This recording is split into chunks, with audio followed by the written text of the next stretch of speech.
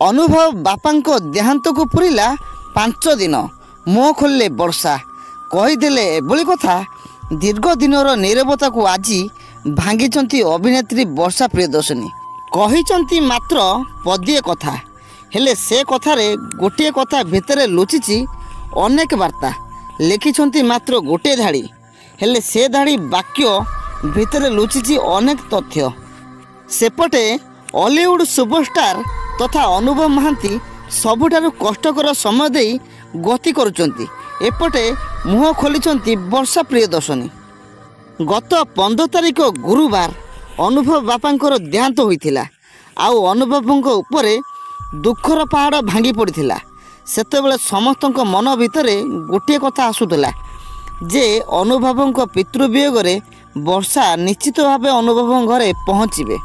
तेबे यारी भितरे आज वर्षा सोशल मीडिया रे को पोस्ट करी कहिसंती आउ जेउथिरे से इंग्रजी लिखिसंती even the roast pen has a proposed it make a stronger.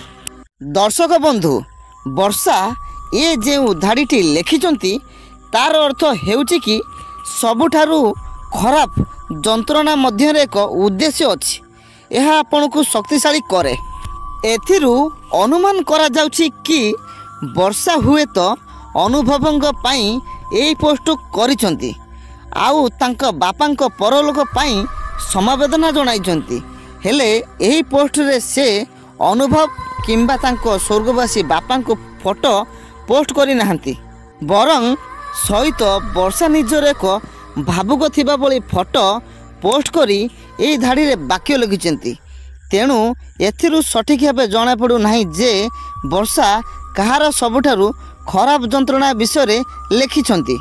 से अनुभवଙ୍କ पितृवियोग रे समवेदना जणाया पई एमिति लिखिछंती ना निजर सबुठारु जंत्रणा समयर कथा कहिबाकू चाहुचंती। कारण सत कथा हेउची कि एबे अनुभव और वर्षांक उभय एबे जंत्रणादायक मुहूर्त देई गति करुछंती। कारण अनुभव तांको बापा केते भल पाती से कथा प्राय समिते जानती। धन्यवाद। वीडियो आज पई एतिकी।